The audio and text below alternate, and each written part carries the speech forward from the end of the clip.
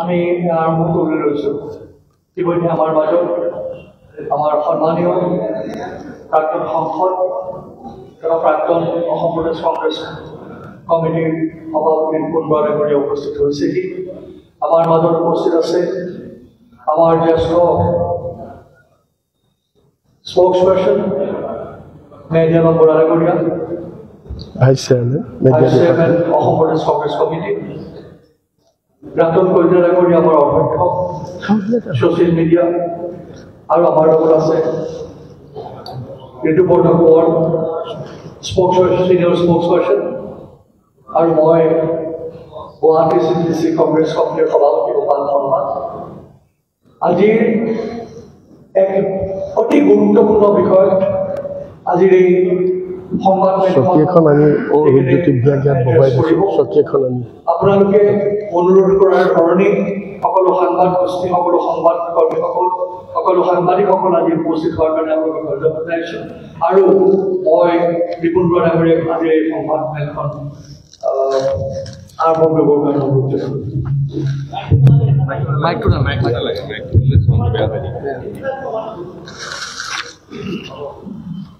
ধন্যবাদ সাংবাদিক বন্ধু বান্ধৱীসকল আমাৰ লগত আমাৰ প্ৰদেশ কংগ্ৰেছৰ কেইবাগৰাকীও নেতা আছে মিডিয়া বিভাগৰ ভাইস চেয়াৰমেন মেডিয়ালম বৰা আৰু কামৰূপ মহানগৰ জিলা কংগ্ৰেছৰ সভাপতি গোপাল শৰ্মা মিডিয়া বিভাগৰ স্পোকসপাৰ্সন ঋতুপৰ্ণ ডাঙৰীয়া আছে আমাৰ লগত আৰু আন এগৰাকী স্পোকসপাৰ্সন অৰূপজ্যোতি ভূঞা আছে আৰু ছ'চিয়েল মিডিয়া আৰু IT ডিপাৰ্টমেণ্টৰ চেয়াৰমেন ৰাতুল কলিতা ডাঙৰীয়া আছে সৰ্বপ্ৰথমে অসম প্ৰদেশ কংগ্ৰেছ কমিটিৰ তৰফৰ পৰা আপোনালোকৰ সকলোকে খ্ৰীষ্টমাছ বৰদিন উপলক্ষে আৰু আগন্তুক নৱবৰ্ষ উপলক্ষে আমি শুভেচ্ছা জ্ঞাপন কৰিছোঁ সাংবাদিক বন্ধু বান্ধৱীসকল আপোনালোকে জানে যে যোৱাকালি আমাৰ মুখ্যমন্ত্ৰী ডাঙৰীয়াই তেখেতেতো যি টি কথা কোৱাৰ হেবিট আছে সেইবিলাকতো আপোনালোকে জানেই আৰু গাৰ জোৰেৰে এটা মিছা কথাও গাৰ জোৰেৰে কৈ সত্য কৰিব বিচাৰে এজিফ পৃথিৱীত তেওঁতকৈ আৰু জনা মানুহ কোনো নাই পৃথিৱীত তেওঁতকৈ পণ্ডিত কোনো নাই পৃথিৱীত তেওঁতকৈ ইতিহাস আৰু কোনেও নাজানে তেনেকুৱা ধৰণে তেওঁ সব কথা এষ্টাব্লিছ কৰিব বিচাৰে যোৱাকালি তেওঁ ইমান চৰম পৰ্যায় পাইছেগৈ তেওঁৰ অহংকাৰ তেওঁ যোৱাকালি কি কৈছে যে এই 140 বছৰীয়া এই দলটো কংগ্ৰেছ গোটেই অকল ভাৰতবৰ্ষত নহয় পৃথিৱীৰ ভিতৰত কংগ্ৰেছটো হৈছে আটাইতকৈ ওল্ডেষ্ট পাৰ্টি ৱৰ্ল্ড হিষ্ট্ৰী এই পাৰ্টিটো তেওঁ যোৱাকালি কৈছে কি বুলি কৈছে যে কংগ্ৰেছ এটা নিলজ্জ পাৰ্টি কংগ্ৰেছ লজ্জাহীন পাৰ্টি কংগ্ৰেছত লাজ শব্দই শোভা নাপায় এই ধৰণে আমাৰ এই দলটোক তেওঁ যোৱাকালি যি ধৰণে তেওঁ ইটিকিন কৰিছে এই সন্দৰ্ভত আমাৰ সভাপতিয়ে তেখেতৰ প্ৰতিক্ৰিয়া দিছে আৰু আজি আমি অসম প্ৰদেশ কংগ্ৰেছ কমিটিৰ তৰফৰ পৰা আমি মুখ্যমন্ত্ৰী মহোদয়ক আৰু বিজেপি দলক আমি 4টা প্ৰশ্ন আজি কৰিব খুজিছোঁ যে কংগ্ৰেছ যে তেওঁলোকে কৈছে নিলজ্জ দল সেই সন্দৰ্ভত আমি তেওঁলোকক 4টা প্ৰশ্ন কৰিব খুজিছোঁ আৰু কোন নিলজ্জ কংগ্ৰেছ নিলজ্জ নে বিজেপি নিলজ্জ নে হিমন্ত বিশ্ব শৰ্মা নিলজ্জ আজি আপোনালোকক আমি তথ্য সহকাৰে আমি দেখুৱাব খুজিছোঁ তাৰ আগতে মাত্ৰ এটা কথা কৈ ল'ব খুজিছোঁ যে হিমন্ত বিশ্ব শৰ্মাৰ তেওঁ অহংকাৰ ইমানেই পালেগে যে তেওঁ কংগ্ৰেছৰ যিটো দলত লালন পালন হৈ যিটো দলৰ পৰা তেওঁ ক'ৰ আছিল আপোনালোকে জানে আমি সেইবিলাকলৈ নাযাওঁ যে যিটো দলত লালন পালন হৈ তেওঁ আজি অসমৰ মুখ্যমন্ত্ৰী হ'ব পাৰিলে সেইটো দল অৰ্থাৎ তেওঁৰ নেচাৰটো কি যিখন থালত খাই আছে সেইখন থালতেই তেওঁ বিস্তাৰ ত্যাগ কৰিছে এইটোৱে হৈছে আমাৰ মুখ্যমন্ত্ৰীৰ চৰিত্ৰ। আজি আমি সেইকাৰণে অতি লজ্জিত যে আমাৰ মুখ্যমন্ত্ৰী গৰাকীয়ে তেওঁৰ ইতিহাস পাহৰি গৈছে আৰু তেওঁ নতুনকৈ বলপূৰ্বক ইতিহাস ৰচনা কৰিব বিচাৰিছে। তো এতিয়া আমি প্ৰথমতে মুখ্যমন্ত্ৰীৰ এটা বিবৃতি, এটা ভাষণ আমি আপোনালোকক শুনাব খুজিছোঁ। এই ভাষণটোৱে ক'ব যে কোন লজ্জিত, মানে কোন নিৰ্লজ্জ, কোন নিৰ্লজ্জ, এই কথাটো এই ভাষণটোৱে ক'ব। আমি ভাষণটো আপোনালোকক শুনাব খুজিছোঁ।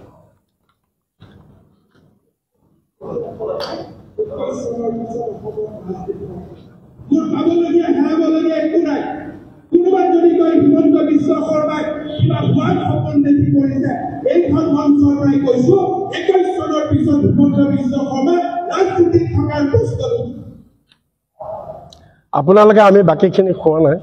চাওক, সেইজন মানুহ যিজনে পেটু ফালি চিঞৰি ৰাজহুৱা সভাত কৈছিল কি বুলি,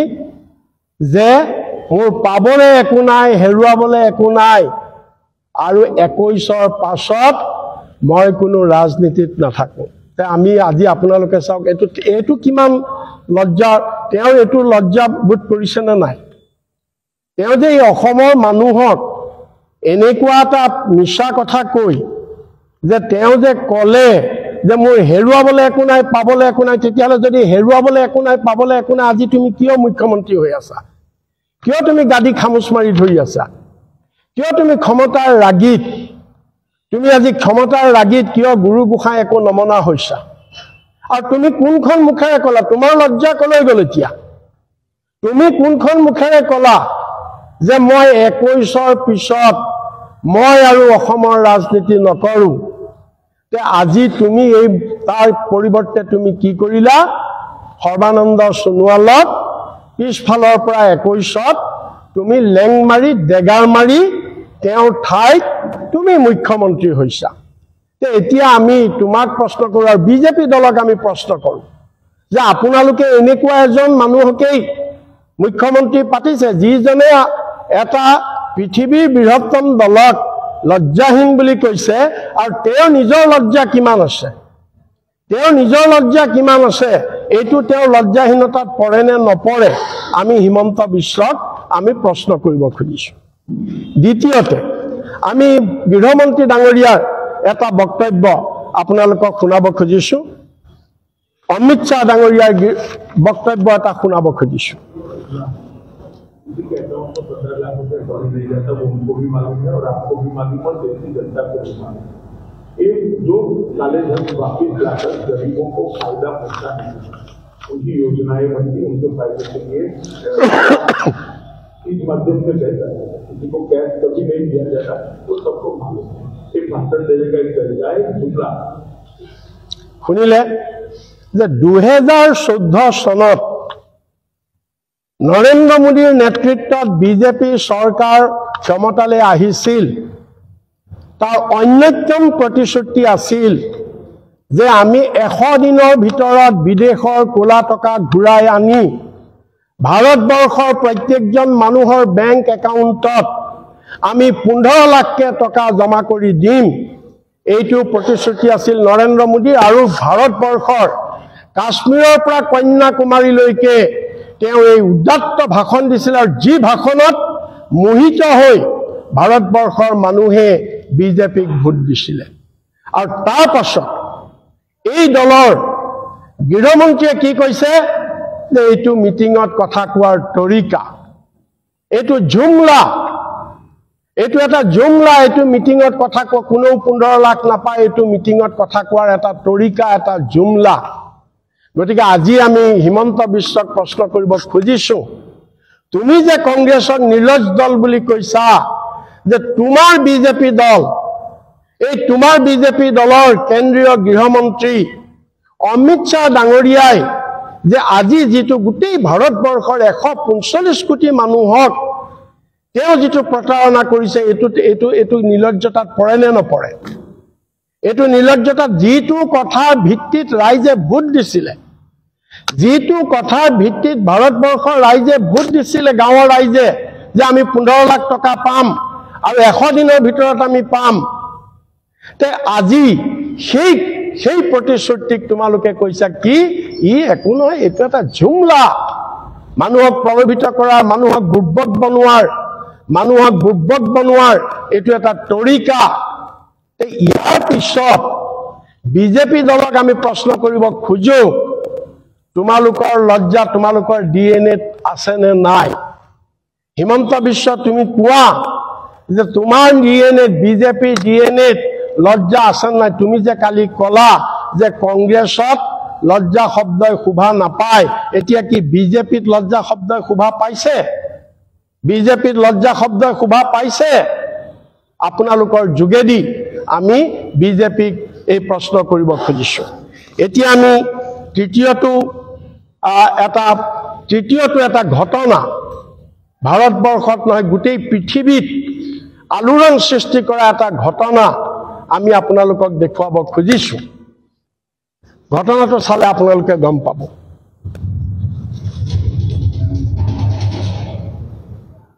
गांधी और तो साफ उलट रास्ते, एक हिस्सा पूजा है और दूसरा उसी पुजारी का हत्या। देश में गांधी के रास्ते में चुना, लेकिन आज हम आपको उस हत्यारी साध्वी की कहानी दिखाएंगे जिसमें राष्ट्रपिता के निधन के 70 साल बाद उन्हें फिर से गोली मारी। देखिए, मोर्चे के लिए देश से गद्दारी करने वाली हत्यारी साध्वी का पूरा सच।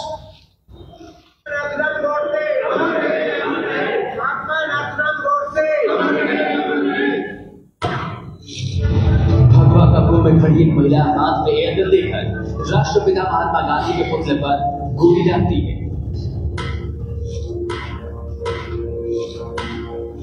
पुतले से प्रतीकात्मक रूप से खून भी निकलता है।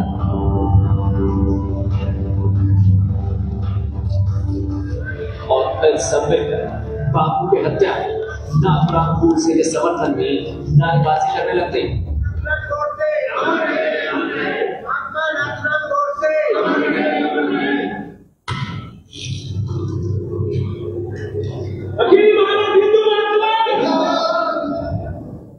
এতিয়া আপোনালোকে দেখিলে যে বিজেপিৰ এগৰাকী সাংসদ সাধ্বী প্ৰজ্ঞা মধ্যপ্ৰদেশৰ এইগৰাকী সাংসদে 2 অক্টোবৰৰ দিনা সমগ্ৰ দেশ নহয় সমগ্ৰ বিশ্বত গান্ধী জয়ন্তী পালন কৰা হয় 2 অক্টোবৰৰ দিনা। আৰু প্ৰধানমন্ত্ৰী নৰেন্দ্ৰ মোদীয়েও 2 অক্টোবৰৰ দিনা মহাত্মা গান্ধীৰ সমাধিত গৈ তেওঁ পুষ্পাঞ্জলি অৰ্পণ কৰি জাতিৰ পিতাক তেওঁ শ্ৰদ্ধা জনোৱা দেখুৱায়। আজি আমি বিজেপি দলক প্ৰশ্ন কৰিব খুজিছো যে এয়া তোমালোকৰ নকলি শ্ৰদ্ধা নেকি? যে ইয়াতকে আৰু লজ্জাহীনতাৰ কিবা নিদৰ্শন বিজেপি দলৰ থাকিব পাৰে নেকি? যে যিজন জাতিৰ পিতা, যাক গোটেই ৰাষ্ট্ৰই পিতা বুলি সন্মান কৰে, যিজনৰ কাৰণে আজি আমি স্বাধীনতা পালো, যাৰ কাৰণে নৰেন্দ্ৰ মোদী আজি প্ৰধানমন্ত্ৰী হ'ল, বিজেপি আজি চৰকাৰ কৰিবলৈ সক্ষম হৈছে, যাৰ কাৰণে সেইজনৰ জন্মদিনত তেওঁলোকৰ দলৰ এগৰাকী সাংসদে মহাত্মা গান্ধীৰ ছবিত নাথুৰামে যেনেকে গান্ধীজীক গুলিয়াই হত্যা কৰিছিল ঠিক একেই পেটাৰ্ণত মহাত্মা গান্ধীৰ ছবিত গুলিয়াই জন্মদিন পালন কৰিছে। আৰু বিজেপি দল নিৰ্বিকাৰ হৈ আছে। বিজেপি দলে এই সাংসদগৰাকীৰ ওপৰত কোনো ব্যৱস্থা লোৱা নাই। সংস্কৃতত কোৱা হয় মৌনম সন্মতি লক্ষণম, নীৰৱে থাকিলেই সমৰ্থন জনোৱা যায়। এতিয়া আমি হিমন্ত বিশ্বক প্ৰশ্ন কৰিব খুজিছো, সাহস আছে যদি তুমি উত্তৰ দিয়া ইয়াৰ। এই যে জাতিৰ পিতাক গুলিয়াই হত্যা কৰিবলৈ মানে জাতিৰ পিতাৰ প্ৰতিচ্ছবিত গুলিওৱা মানসিকতা, এইটো লজ্জাহীনতাৰ পৰিচয় নে এইটো লজ্জা থকা সকলৰ পৰিচয়?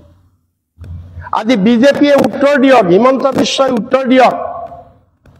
আমি তেওঁলোকৰ পৰা প্ৰশ্ন বিচাৰিছো, উত্তৰ বিচাৰিছো যে বিজেপি দলৰ লজ্জা ক'ত গ'ল এতিয়া? নে এই ঘটনাটো তেওঁলোকৰ কি লজ্জাহীনতাৰ পৰিচয় হয় নে নহয়? তাৰ উত্তৰ আমি বিচাৰিছো। এতিয়া আমি আহিছো আৰু এটা, আমি এইটোলৈ আহিছো শেষৰটো। শেষৰটো আপোনালোকে শুনক আমাৰ আকৌ হিমন্ত বিশ্ব শৰ্মা বহু বলকি আমাৰ মুখ্যমন্ত্ৰী যি এতিয়া গোটেই ভাৰতবৰ্ষতে একেবাৰে শ্ৰেষ্ঠ মুখ্যমন্ত্ৰী হ'বলৈ উঠি পৰি লাগিছে ঝাৰখণ্ডত গৈ মুখ ঠেকেচা খাই আহিল তথাপিতো তেওঁ উঠি পৰি লাগিছে এতিয়া তেওঁ আৰু এটা ভাষণ শুনক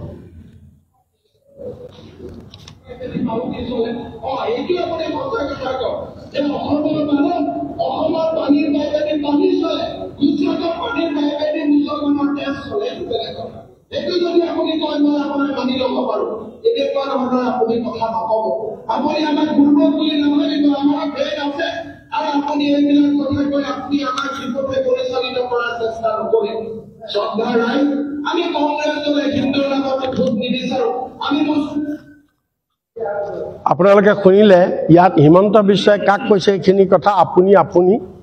প্ৰধানমন্ত্ৰী নৰেন্দ্ৰ মোদীক কৈছে প্ৰধানমন্ত্ৰী নৰেন্দ্ৰ মোদীক কৈছে যেতিয়া তেওঁ কংগ্ৰেছত আছিল আপোনালোকে জানে আমি খালি মনত পেলাই দিব খুজিছো এয়া মোৰ কথা নহয় আজি যি গুজৰাট মডেলৰ কথা কয় আজি যি গুজৰাটৰ মুখ্যমন্ত্ৰী নৰেন্দ্ৰ মোদী গুজৰাটৰ পৰা আহি তেওঁ ভাৰতবৰ্ষৰ প্ৰধানমন্ত্ৰী হৈছে এই গুজৰাট মডেলৰ কথা গোটেই ভাৰতবৰ্ষত বিজেপিয়ে কয় আজি সেই গুজৰাটত মই কোৱা নাই আমি কোৱা নাই কংগ্ৰেছে কোৱা নাই আজিৰ মুখ্যমন্ত্ৰীয়ে কৈছে হিমন্ত বিশ্ব শৰ্মাই তেওঁ যেতিয়া কংগ্ৰেছত আছিল কি বুলি কৈছিল যে গুজৰাটত পানীৰ পাইপেদি পানী নাযায় অসমত পানী যায় তাত কি যায় মুছলমানৰ তেজ যায় আৰু আজি আমি বিজেপিক প্ৰশ্ন কৰিব খুজিছো নৰেন্দ্ৰ মোদী জেপি নাড্ডা আপোনালোকে উত্তৰ দিয়ক যে আপোনালোকৰ দলক এনে ধৰণে চৰম অপমানিত কৰা ব্যক্তিজনক আপোনালোকে বৰপীৰা দি আদৰি নিয়াটো আপোনালোকৰ লজ্জাহীনতাৰ পৰিচয় নে লজ্জা থকাৰ পৰিচয় আপোনালোকৰ লজ্জাহীনতাৰ পৰিচয় নে লজ্জা থকাৰ পৰিচয় আমি তাক হিমন্ত বিশ্ব শৰ্মাক আমি তেওঁৰ স্থিতি স্পষ্ট কৰিবলৈ আপোনালোকৰ যোগেদি আমি আহ্বান জনাইছো আৰু অসমৰ ৰাইজক আৰু বিজেপি দলক আমি মনত পেলাই দিব খুজিছো যে এই এনে ধৰণৰ উদ্ভণ্ডালী এজন মুখ্যমন্ত্ৰীয়ে আজি গোটেই অকল বিজেপিকে নহয় আমাৰ অসমৰো মান গৰিমা আজি ভুল লঙ্ঘিত কৰিছে আজি আপোনালোকে জানে আৰু এটা ঐতিহাসিক কথা কৈ শেষ কৰিলো যে আজিৰ দিনটো আজি কি দিন আজি ২৬ নৱেম্বৰ আজি যে বিজেপিয়ে ইমান সংবিধানৰ কথা কয় নৰেন্দ্ৰ মোদীয়ে ইমান সংবিধানৰ কথা কয় হিমন্ত বিশ্বই ইমান সংবিধানৰ কথা কয় আৰু আমি সংবিধান ৰক্ষা কৰিবলৈ আন্দোলন কৰাৰ কাৰণে আমাক তুচ্ছতাশীল্য কৰে যে তেওঁলোকক প্ৰশ্ন কৰিব খুজিছো যে আজি এই বিজেপিৰ যিসকল উপৰি পুৰুষ আছিলে RSS হিন্দু মহাসভা যাৰ লিগেসি হৈছে বিজেপি এই সকলে 1949 ৰ 26 নৱেম্বৰ আজিৰ দিনটো আজি কি ডিসেম্বৰ সৰি আজি ডিসেম্বৰ 1949 ৰ 26 নৱেম্বৰ আজিৰ প্ৰায় এমাহৰ আগত এই দিনটোত যেতিয়া কনস্টিটুৱেন্ট এছেম্বলিত আমাৰ গোটেই সংবিধানখন চূড়ান্ত ৰূপ দি এডপ্ট কৰা হৈছিল সেই দিনাখন এই RSS আৰু হিন্দু মহাসভাই যাৰ লিগেসি হৈছে আজি বিজেপি তেওঁলোকে সংবিধান ৰামলীলা গ্ৰাউণ্ডত দিল্লীত জ্বলাই দিছিল দিল্লীৰ ৰামলীলা গ্ৰাউণ্ডত সংবিধান জ্বলাই ইতিহাস হিমন্ত বিশ্বই নাই পঢ়া যদি মই পঢ়িবলৈ অনুৰোধ কৰিছো আপুনিতো ডক্টৰেট ডিগ্ৰী আমাতকৈ বেছি জ্ঞান আছে আপুনিতো থেচিছ লিখিছে PhD আপুনি আমাতকৈ জ্ঞান আপোনাৰ বেছি কিন্তু মই আচৰিত হৈছো যে এই ইতিহাসটো আপুনি কিয় চোৱা নাই কিয়া এই ইতিহাসটো আপুনি কিয় পঢ়া নাই কিয়া যে আজি যিটো দলে সংবিধান জ্বলাই দিছে সংবিধান এডপ্ট হোৱাৰ দিনা আৰু তাৰ পিছত নৰেন্দ্ৰ মোদীয়ে যিদিনা 14 চনত প্ৰধানমন্ত্ৰী ৰূপে সংসদত সোমাইছে আঠুকাহী সংসদত সেৱা কৰি তেওঁ সোমাইছে ভোটৰ মুখত ৰাম নাম অতি ভক্তি চুৰৰ লক্ষণ যে তোমাৰ উপৰি পুৰুষে যি সংবিধান জ্বলাই দিলে যিখন সংবিধানৰ কাৰণে আজি তোমালোকে শাসনৰ গাদীত বহিছা যিখন সংবিধানক চুই তোমালোকে শপত লৈ তোমালোকে আজি ক্ষমতা দখল কৰিছা ভাৰতবৰ্ষৰ 145 কোটি মানুহক তোমালোকে শাসন কৰিছা সেইখন সংবিধান তোমালোকৰ উপৰি পুৰুষে জ্বলাই দিছিলে আৰু আজি তোমালোকে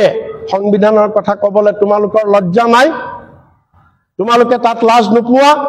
হিমন্ত বিশ্ব শৰ্মা আপুনি যে আমাক কংগ্ৰেছক সুধিছে কংগ্ৰেছৰ লজ্জা নাই আপোনাৰ লজ্জা আছে নে নাই এতিয়া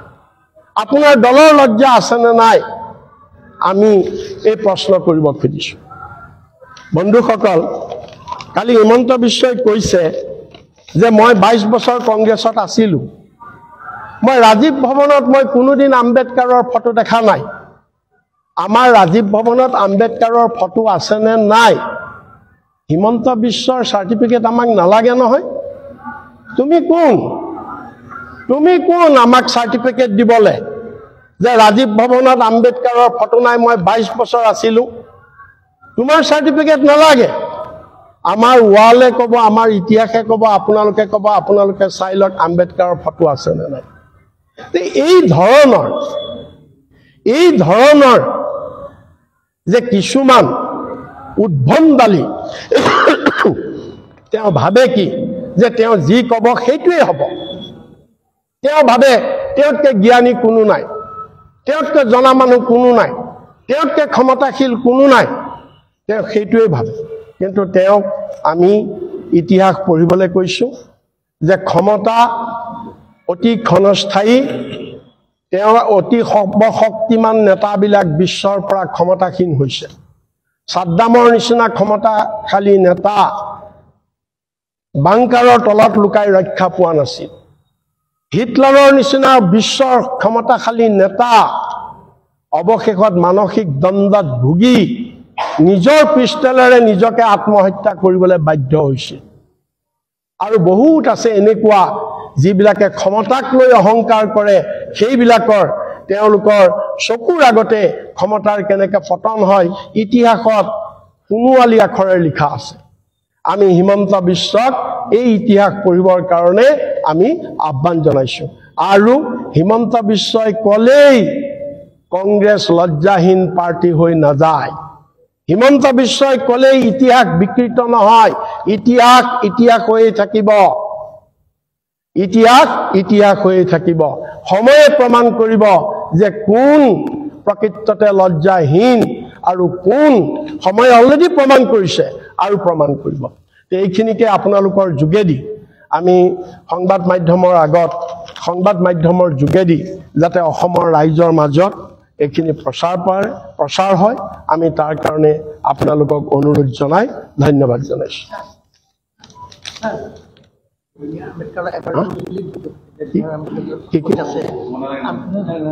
না এইটো ক'লো না আছে হ'ব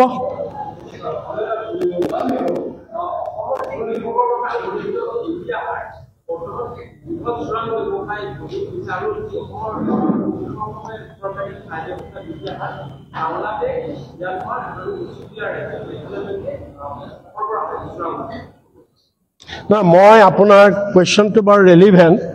মই ক্ষমা বিচাৰিছো আপোনাক মই সুকীয়াকৈ ক'ম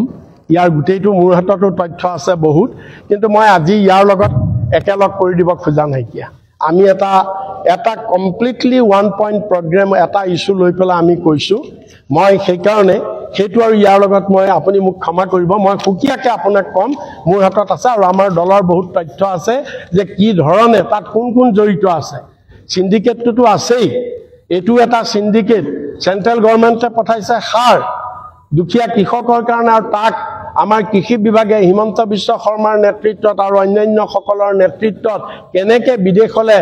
চুৰাংকে বিক্ৰী হৈছে তাৰ অনেক তথ্য আছে আমি এইবিলাক গোটাই আছোঁ, আমি আপোনালোকক দিম। ধন্যবাদ।